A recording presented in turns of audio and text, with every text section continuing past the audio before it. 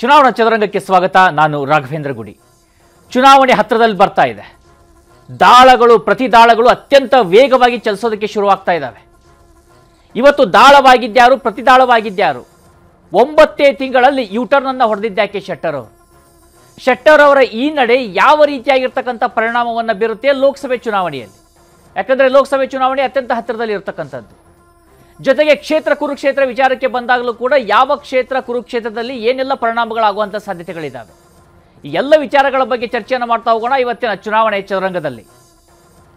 ಅದಕ್ಕಿಂತ ಮುಂಚಿತವಾಗಿ ನೋಡೋಣ ಹೆಡ್ಲೈನ್ಸ್. ಲೋಕಸಭೆ ಚುನಾವಣೆ ಸಮಯದಲ್ಲಿ ಕಾಂಗ್ರೆಸ್ಗೆ ಬಿಗ್ ಶಾಕ್. ಪಕ್ಷಾಂತರವಾದ 9 ತಿಂಗಳಲ್ಲಿ ಬಿಜೆಪಿಗೆ ವಾಪಸ್. ಕೈ ನಾಯಕರಲ್ಲಿ ತಲ್ಲಣ ಸೃಷ್ಟಿಸಿದ ಆಪರೇಷನ್.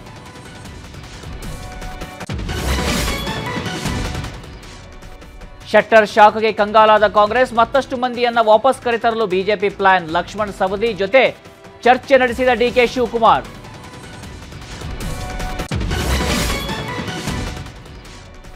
ರಂಗೇರಿದೆ ಹಾಸನ ಲೋಕಸಭೆ ಲೋಕರಣ. ಪ್ರಜ್ವಲ್ ರೇವಣ್ಣಗೆ ಕಮಲದಳ ಟಿಕೆಟ್ ಬಹುತೇಕ ಫಿಕ್ಸ್. ಕಾಂಗ್ರೆಸ್ ಪಡೆಯಲ್ಲಿದ್ದಾರೆ ಆಕಾಂಕ್ಷಿಗಳ ದಂಡು.